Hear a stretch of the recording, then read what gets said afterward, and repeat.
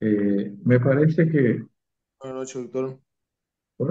ustedes coinciden conmigo de que la situación climática se justifica para poder pasar por este medio, más que todo por ustedes, por el problema del retorno a casa. ¿Están de acuerdo?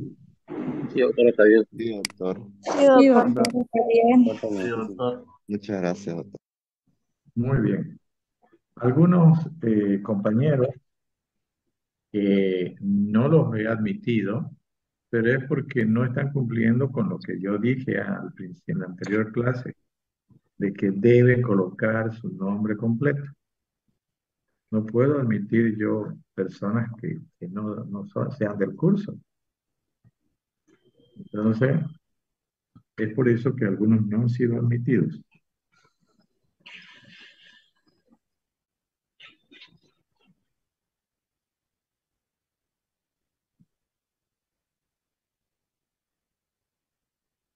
Muy bien, vamos a comenzar a estudiar electrocardiografía. Primero tenemos que definir qué es el electrocardiograma o la electrocardiografía. El electrocardiograma no es más que la impresión gráfica del funcionamiento cardíaco desde el punto de vista eléctrico, porque por eso se llama electrocardiograma. Venía buscando, video. No sé qué pasa con lo de la fecha. Sí, me marcó allá. Estaba caminando.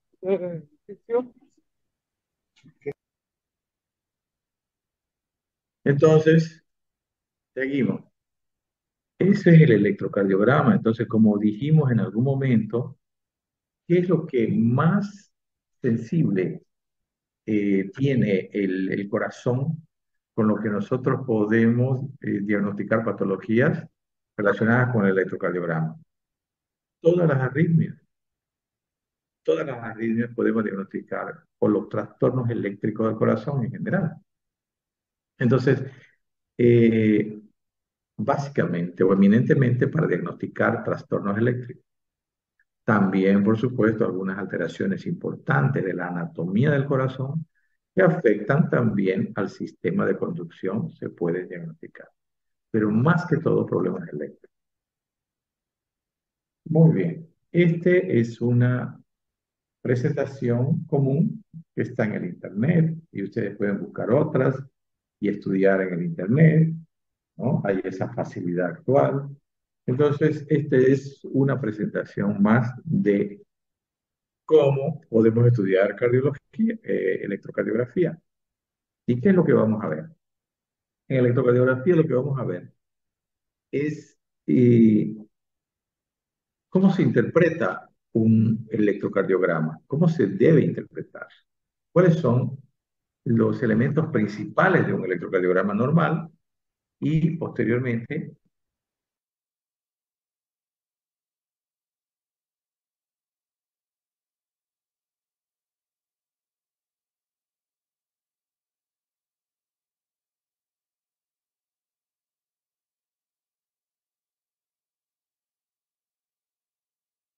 el auricular, sitio de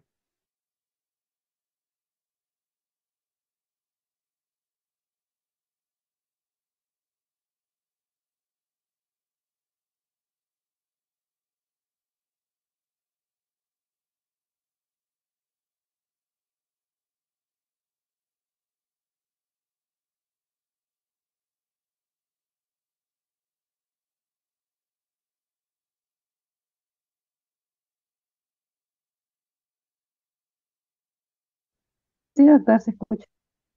ventilación.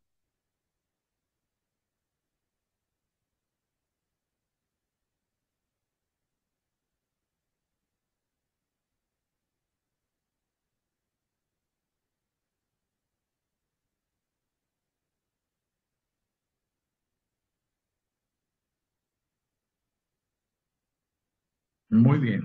Entonces dijimos que lo que vamos a aprender al interpretar la electrocardiografía es ver primero ¿Cuáles son las partes del electrocardiograma que tienen relación directa con el ciclo cardíaco, con todo lo que sucede en el corazón, desde el punto de vista eléctrico y mecánico también, porque el estímulo eléctrico da lugar al funcionamiento mecánico del corazón? Y eso es lo que nos va a permitir saber cuándo un electrocardiograma es normal y cuándo puede ser patológico, las anormalidades que se pueden presentar. Tenemos que tener una metodología al interpretar también, viendo desde el punto de vista de la interpretación. Primero se interpreta el ritmo, luego la frecuencia, luego el eje y luego ya los trastornos que pueden haber en los ondas, en los intervalos o en los segmentos. Sin embargo, cuando uno empieza a ver electrocardiografía, pues puede tener alguna confusión. Entonces, yo creo de que podríamos utilizar la palabra frecuencia, donde las tres primeras letras nos dicen la F, la R y la E, frecuencia, ritmo, eje, que cambia un poco los factores, pero en el fondo es lo mismo. Entonces, con la palabra que nosotros vamos a recordar más fácil, frecuencia, entonces tenemos frecuencia, ritmo, eje, para poder, cuando tengamos que interpretar un electrocardiograma, inicialmente tenemos que recurrir a una metodología para no olvidarnos al interpretar. Luego,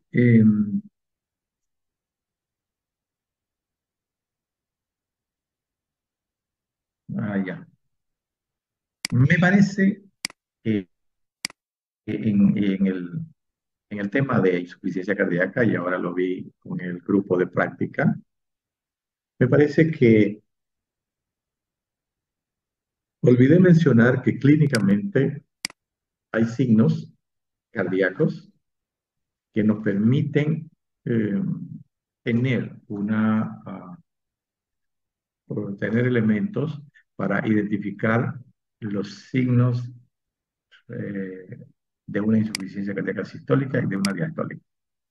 Al poner el estetoscopio en el corazón, en la insuficiencia cardíaca sistólica, vamos a encontrar un tercer ruido y un soplo regurgitativo mitral, generalmente.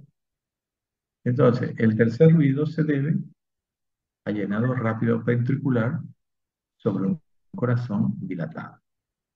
Y el soplo sistólico regurgitativo mitral es porque como el corazón generalmente está dilatado en la insuficiencia sistólica, va a haber una incompetencia de las valvas, de la válvula mitral, que en general no quiere decir que haya lesión valvular, sino es que el anillo mitral se dilata, se distiende y las valvas ya no coaptan y se produce el soplo de insuficiencia mitral. Eso en la insuficiencia sistólica, básicamente. Les di otras características también, pero eso me parece que no les había dado. Luego, en la insuficiencia sistólica, donde hay un corazón engrosado generalmente por hipertrofia, hay dos signos también característicos. Cuarto ruido, que se produce en general por la contracción auricular sobre un ventrículo con mucha resistencia. Entonces, el cuarto ruido es auricular. Y hay un soplo sistólico, generalmente eyectivo aórtico, porque ese engrosamiento, si fuera una insuficiencia diastólica, digamos, por un infarto, no siempre se va a escuchar este soplo, pero cuando es por hipertrofia generalmente se puede escuchar. Es un soplo eyectivo aórtico, sistólico por supuesto, por una contracción del septo que disminuye la vía de salida del ventrículo izquierdo. Esas dos cositas creo que me faltaron. Muy bien, seguimos entonces con electro. Y comenzamos. Y empezamos así con esta imagen, alteración del QRS. El QRS es solamente un complejo de tres ondas que se refieren a la despolarización del ventrículo. Pero empezamos con eso. Deberíamos empezar con la línea de base, los segmentos, los intervalos, las ondas, por ejemplo. Pero este esquema está así. Alteración del QRS. El complejo QRS de un electro debe ser menor de 0,12 segundos. ¿Qué es lo que uno ve en el complejo? Ve la forma del complejo, y ve la anchura del complejo y la altura. Lo más importante es la anchura. No tiene que ser más de 3 cuadraditos en la horizontal de distancia horizontal. Entonces, el complejo QRS de un electro debe ser menor de 0,12 segundos. Ya vamos a ver que cada cuadradito pequeño mide 0,04 segundos en el tiempo. La horizontal es en el tiempo. La vertical son voltajes. El punto J, es importante el punto J, es el punto de unión del QRS, del complejo de QRS, despolarización del ventrículo, con el segmento ST. Termina el QRS y empieza el segmento ST, ahí es el punto J. ¿Y por qué es importante para nosotros el punto J? Porque a partir de ese punto vamos a medir si el segmento ST se baja o se sube. Hay supradesnivel o infradesnivel. ¿Qué alteraciones del QRS con qué las podemos relacionar? ¿Con qué patología? Hipertrofias ventriculares, por ejemplo. Puede haber un QRS ancho.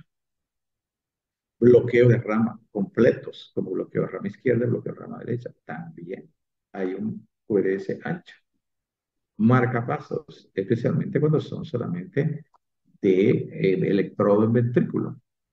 Síndrome de preexcitación de Wolff-Parkinson-White. Alteraciones electrolíticas, como la hiperpotasemia, puede tener un QRS ancho. La hipotermia con elevación del punto J. Necrosis extensas, o sea, ondas Q, ¿no? Cuando hay infarto. Trasístoles ventriculares. Taquicardia ventricular. Cuando el impulso nace en el ventrículo, generalmente el QRS es ancho.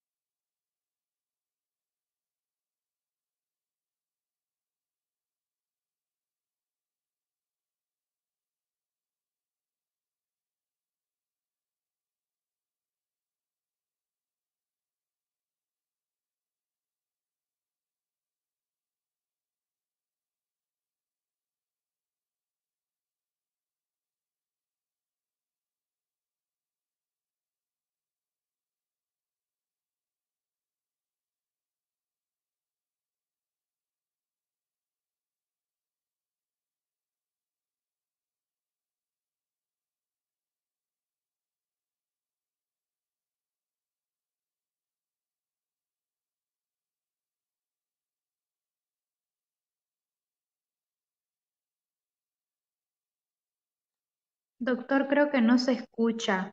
Bueno, no se escucha lo que está hablando.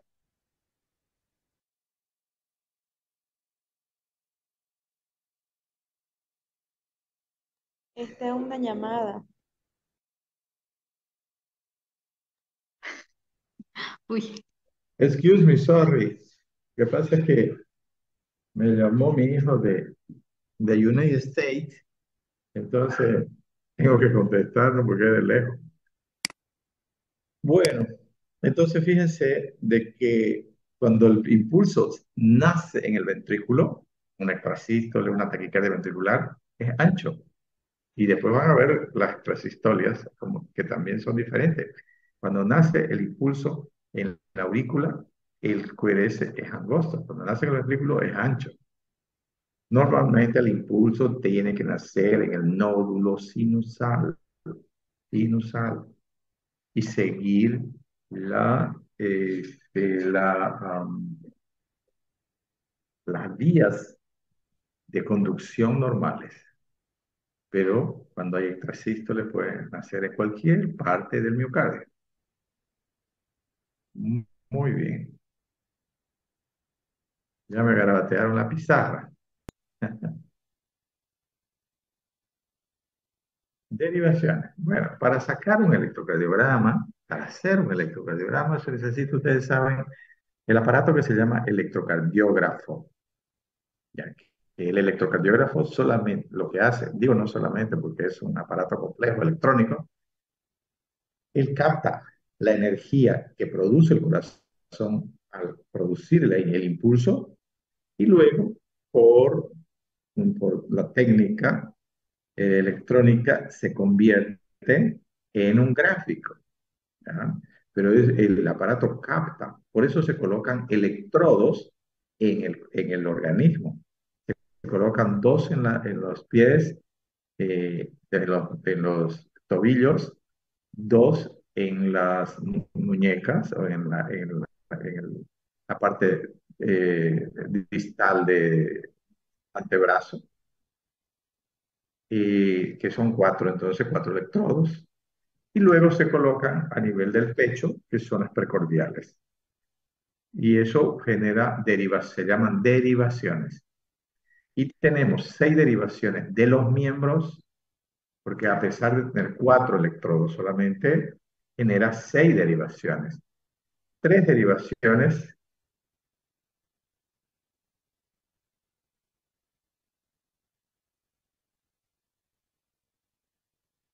tres derivaciones que se llaman bipolares, desde el punto de vista eléctrico, no tienen dos polos bien definidos.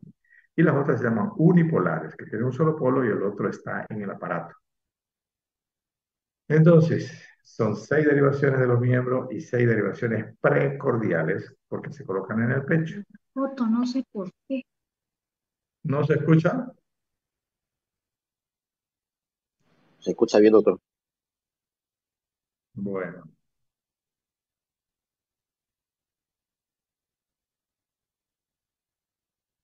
Gabriela Céspedes. Sí, doctor, perdón, no sabía que estaba prendido mi micrófono. Es que no sé por qué no me sale la imagen. ¿No le sale? Pero los demás tienen su imagen. Sí, doctor, se ve. Sí, doctor. Sí, doctor. Ay, Ah, debe ya. ser solo problema mío, entonces va a No, disculpar. es el Ya. internet porque a mí me ha aparecido la diapositiva. Mm, bueno, Mm. gracias. Bueno, muy bien. Entonces esa es la forma en que se realiza un electrocardiograma. No estamos hablando de la interpretación todavía. En la primera parte hablamos de la forma en que se presenta el QRS patológico, digamos, cuando es más ancho. Y ahora estamos hablando de las derivaciones, que son las que captan esa energía que produce el corazón.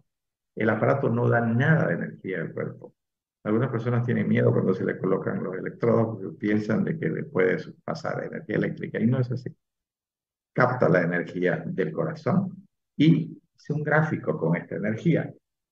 Y es a nivel de los diferentes sectores donde están colocados los electrodos. Muy bien. Esto produce entonces 12 derivaciones, 6 de los miembros y 6 precordiales. Entonces, ¿qué son las derivaciones? Aquí hay una definición bastante clara.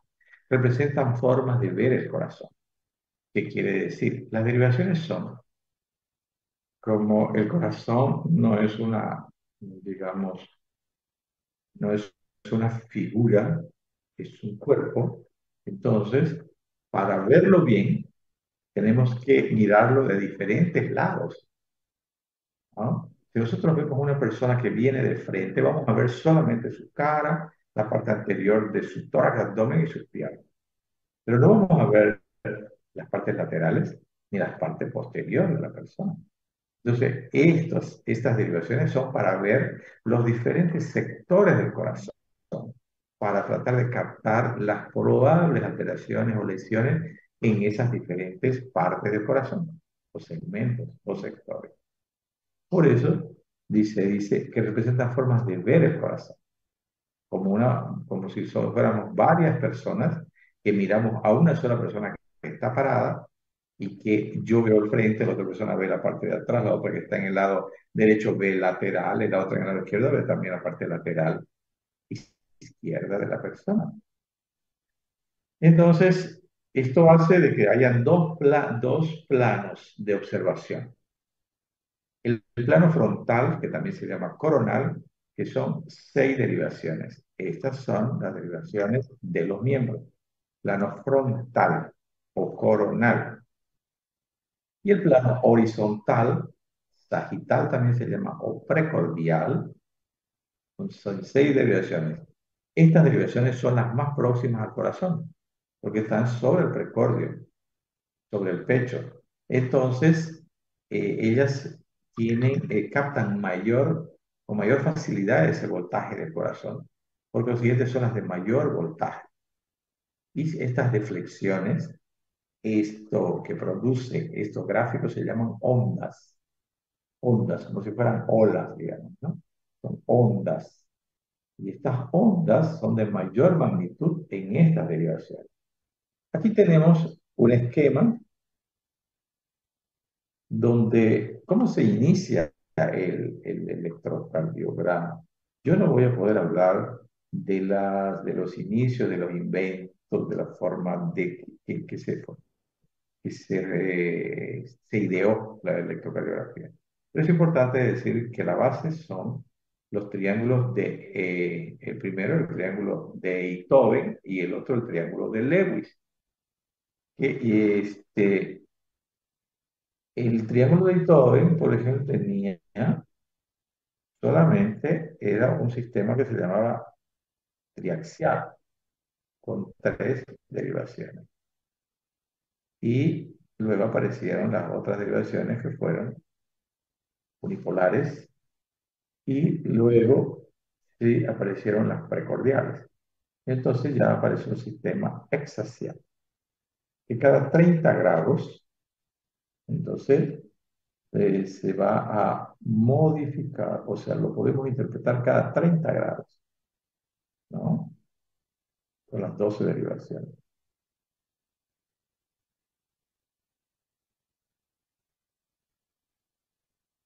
¿Me escuchan o no? Sí, doctor. Sí, doctor. Sí, doctor. Me parece que el internet se va un poquito. Sí, por rato se corta, sí se para, pero después vuelve, doctor. Ya.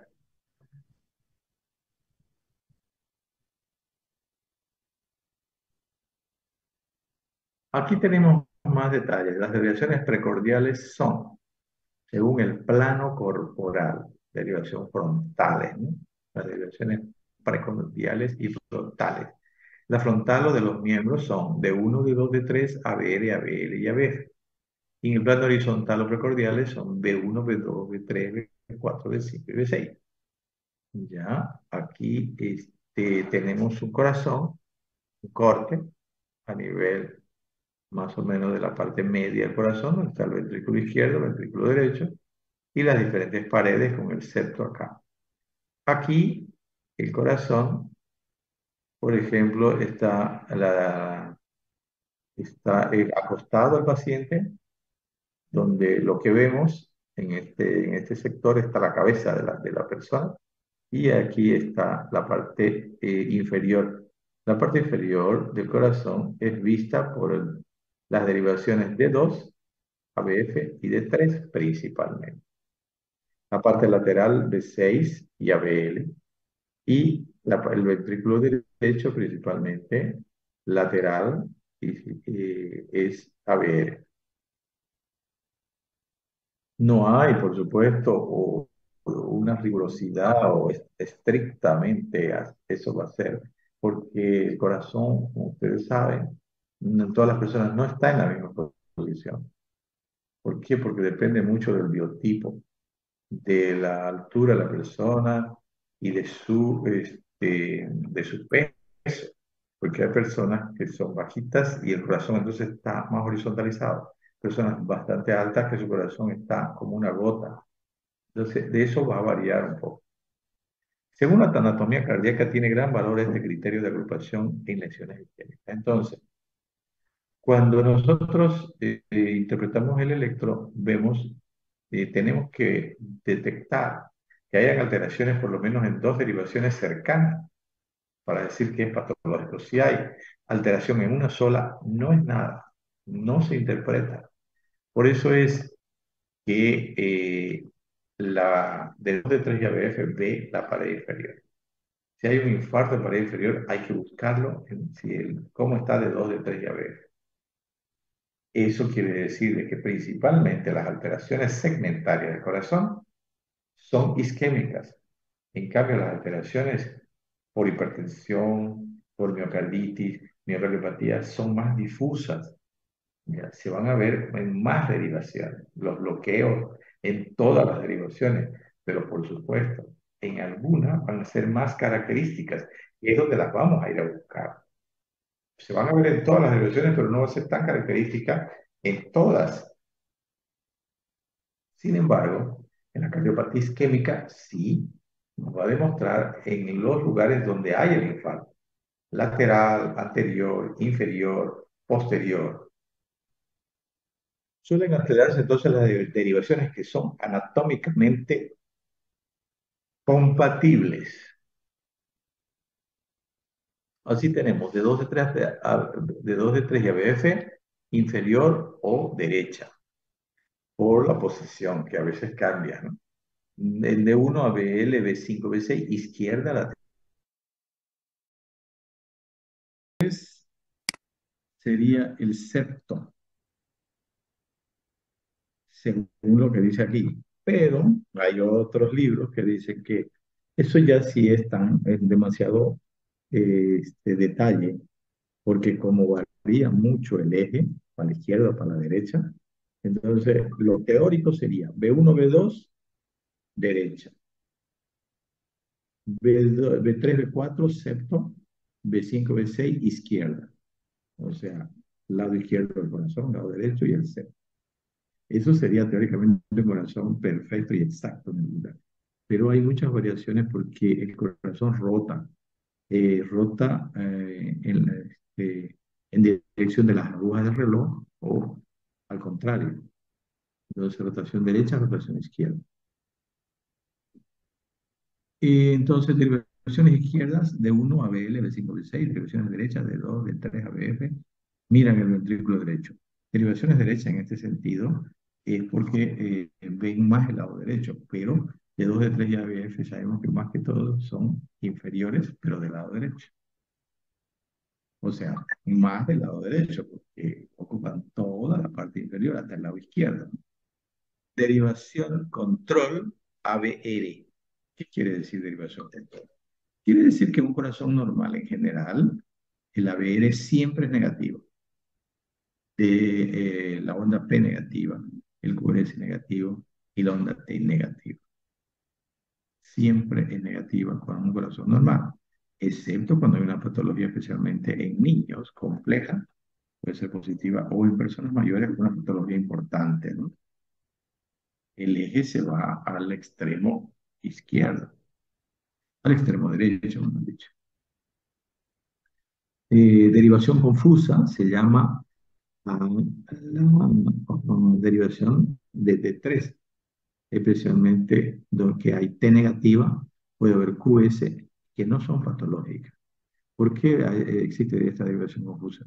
Porque cambia cuando la persona inspira profundo, cambia la Q, por ejemplo, del D3, porque el corazón se mueve. Entonces es confusa porque aunque haya onda Q, que significaría un infarto o una zona inactiva inferior, a veces no es. A veces no es porque es cuestión nomás de posición del corazón.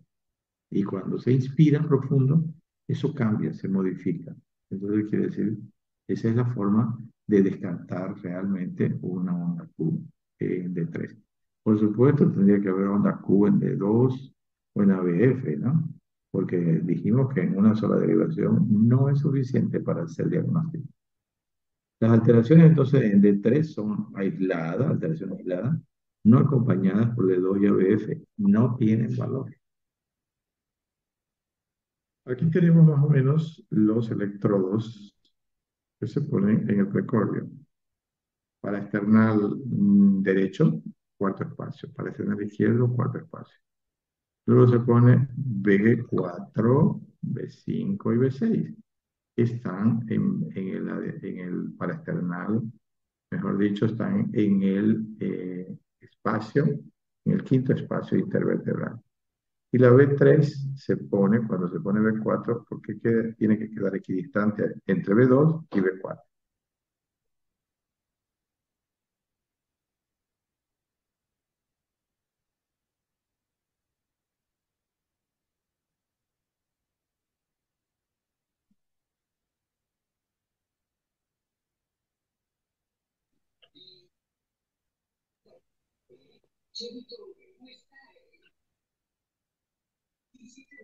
Muy bien. Las alteraciones que aparecen en muchas derivaciones suelen ser por entonces. Las alteraciones que aparecen generalmente en algunas derivaciones son las isquémicas. Las alteraciones que aparecen en muchas derivaciones, a veces en todas las derivaciones, pero que en algunas derivaciones son más características, donde vamos a ir a buscarlas para hacer diagnósticos, son hipertrofias, bloqueos completos de rama, alteraciones electrolíticas, diuréticos, hipopotasemia, fármacos como la digital, que ya casi no se usa, alteraciones difusas del miocardio, las miocarditis, miocardiopatía en general, las pericarditis, marcapasos y arritmias rápidas. Todas esas en general las vamos a observar en casi todas las derivaciones, en unas más características o caracterizadas que en otras. En cambio, las isquémicas son solamente en algunas. No puede haber una alteración isquémica en las 12 derivaciones, porque ahí el corazón estaría, todas las tres arterias estarían tapadas al mismo tiempo, ¿no? Y el paciente ya no estaría vivo. Bueno, cuando se hace un electrocardiograma, pueden aparecer algunos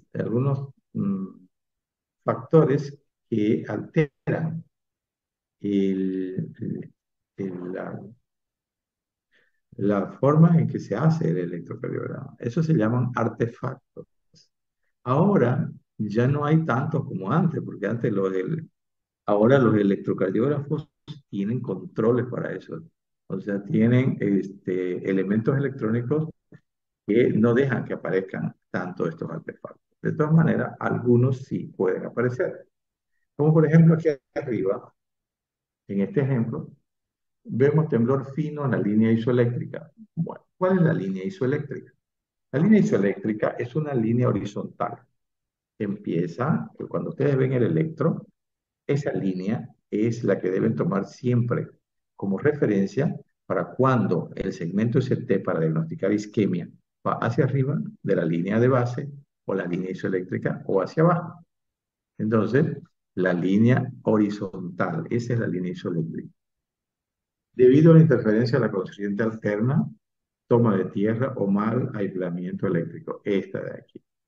Esto ya no se ve tanto porque los electrocardiógrafos nuevos tienen modificaciones que lo hacen, digamos, más resistente a estos artefactos. Y luego, abajo se va un temblor irregular y más grosero, temblor somático debido a frío, una patología concomitante, hipertensionismo o hipertiroidismo. Esto sí se ve con frecuencia. En esta época, por ejemplo, que hace frío, y a la persona se le dice, por favor, descúbrase su pecho. Y la persona tiene frío, se saca su abrigo para hacerle su electro. La persona tiene frío, entonces la musculatura tiene un ligero temblor, la musculatura eh, estriada a nivel de las piernas, de los brazos, tiene un ligero temblor, que no es tanto como porque uno no lo siente casi. Cuando tiembla de verdad, ¿no? Eso ya es más intenso. Hay un pequeño movimiento de la musculatura.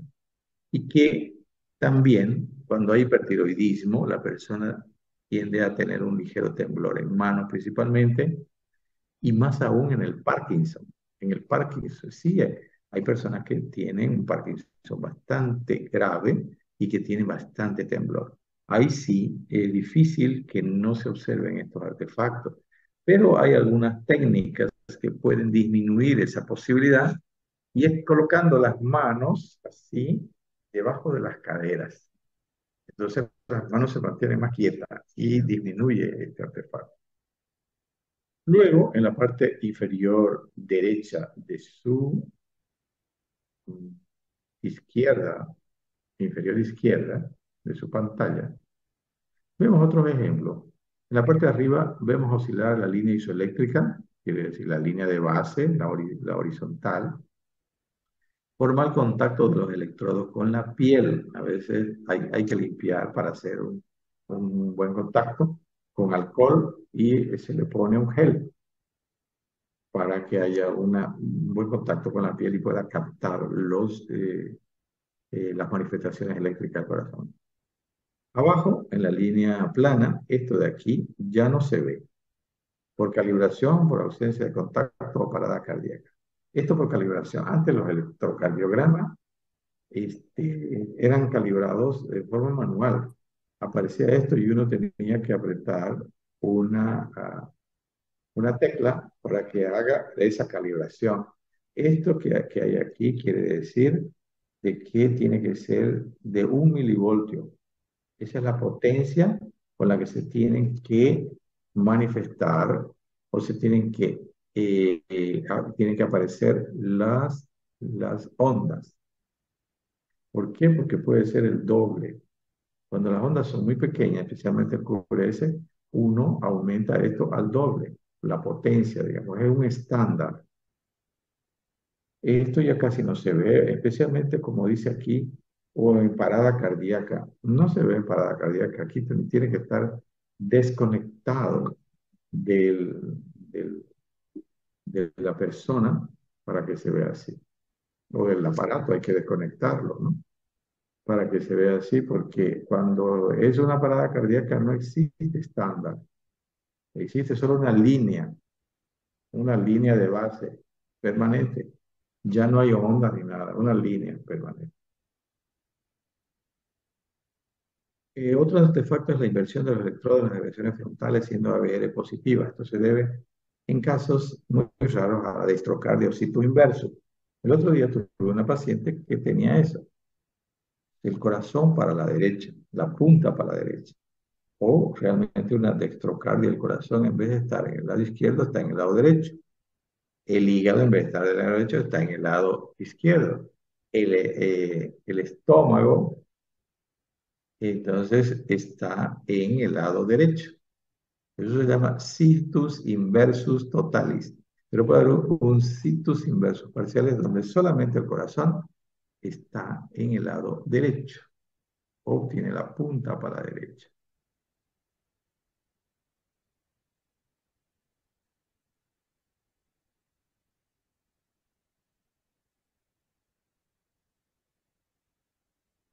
Antes que eso, en esta parte, el último lugar, masaje cardíaco externo y su traducción, el electrocardiograma, este de aquí.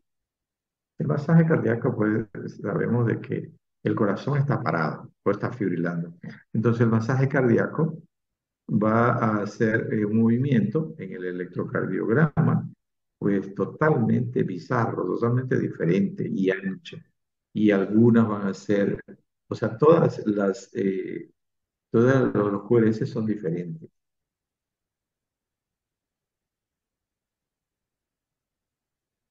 Derivaciones, como ya más o menos hablamos, B1, B2 a veces se consideran derivaciones septales y o derechas, ¿ve? Dependiendo de la posición del corazón. Generalmente derechas, pero pueden ser septales si el corazón se modificó su eje. B4, B6 pueden ser consideradas izquierdas. Dijimos que B5 y B6 y B3 y B4 eran septas. Pero, fíjense, por eso es que no es tan estricto eso. Si la transición es precoz, B1, B2, se dice que existe rotación antihoraria. El reloj gira hacia la derecha, entonces rotación antihoraria. Quiere decir de que si la transición es precoz, B1 B2 se dice que existe rotación antihoraria, predominio del ventrículo izquierdo. Entonces quiere decir de que B1 y B2 desaparecen y viene B3 y B4 y se coloca como B1 y B2. Y entonces todas las otras se alteran. Lo contrario indica predominio del ventrículo derecho, rotación horaria. Quiere decir que B1 y B2 se van más hacia B3 y B4 y aparecen ondas un poco diferentes en B1 y B2, más relacionadas con ventrículo derecho. Se observa también la denominada progresión de las R's. Esto es importante cuando se hacen los electros, cuando ustedes miran un electrocardiograma en las precordiales tienen B1, B2, B3, B4, B5, B6. En las precordiales, la R en B1 es pequeña y en B5 y B6 es grande. Entonces es como si fuera subiendo una inclinación hacia arriba del electro. Pero es que la R se va agrandando y la R va, la S va disminuyendo. ¿Ya? Entonces, R pequeña, S grande en el B1 y va disminuyendo. Y en B3 y B4 generalmente se van equiparando y en B5 y B6 es mucho más grande la R que la S. Es como si volcáramos en B5 y B6 y pusiéramos como B1 y B2 al revés. Lo contrario indica predominio del ventrículo derecho, rotación horaria. Entonces, también la denominada progresión de la R. La onda R debe ir creciendo progresivamente de B1 a B6. Es algo mayor en B5 que en B6. Si no lo hacen, esta progresión es normal que vaya creciendo. Fíjense, B1 tiene una R pequeña, B2 aumenta la R, B3 mayor, B4 mayor, B5 y B6 va creciendo. Y en B5 y B6 generalmente hay onda Q. Fíjense que aquí desde B4 hay onda Q, pero aquí en B1 y B2 no hay onda Q, ni en B3. Eh, Si no lo hacen, si no hay esta progresión, existe necrosis septal antigua, o sea, es un probable diagnóstico, no es que siempre va a existir, probable diagnóstico. Fibrosis miocárdica del anciano, o sea, las personas mayores, se produce una fibrosis sin que haya muchas veces infarto anterior, o sea, más antiguo, o cambios posicionales, eso es lo más frecuente, cambios posicionales. También se denomina este fenómeno amputación de las R. Cuando B1 y B2, por ejemplo, no tienen R o no crecen y que deben ser más grandes, ¿no? De B3, B4, hay amputación. En este caso, no total. Si desaparece totalmente la amputación de las R. Siempre debemos valorar el electrocardiograma en el contexto clínico como una prueba complementaria. Esto es importantísimo. Importantísimo. El electrocardiograma es solo, entre comillas, porque es importante, pero es solo un examen complementario. No se puede hacer diagnóstico solo con un electrocardiograma. Se tiene que saber clínica primero, clínica, signos, síntomas, historia clínica. Eso es lo básico. Si no, se van a equivocar. Entonces, el electrocardiograma complementa el diagnóstico clínico. Y no solo el electro, la radiografía, la ecocardiografía, el electrocardiograma. Bueno, vamos de atrás para adelante. Vamos primero, vamos a ver esta figura, este esquema, donde vemos que realmente el electrocardiograma es solamente una representación del ciclo cardíaco. Primera parte, aquí tenemos línea de base, la onda P, que es la onda P, contracción auricular. Luego tenemos el segmento PR, que es una pequeña parada, o sea, disminución de la velocidad cuando llega el estímulo al nódulo auriculoventricular. Le da tiempo para que e inmediatamente polarización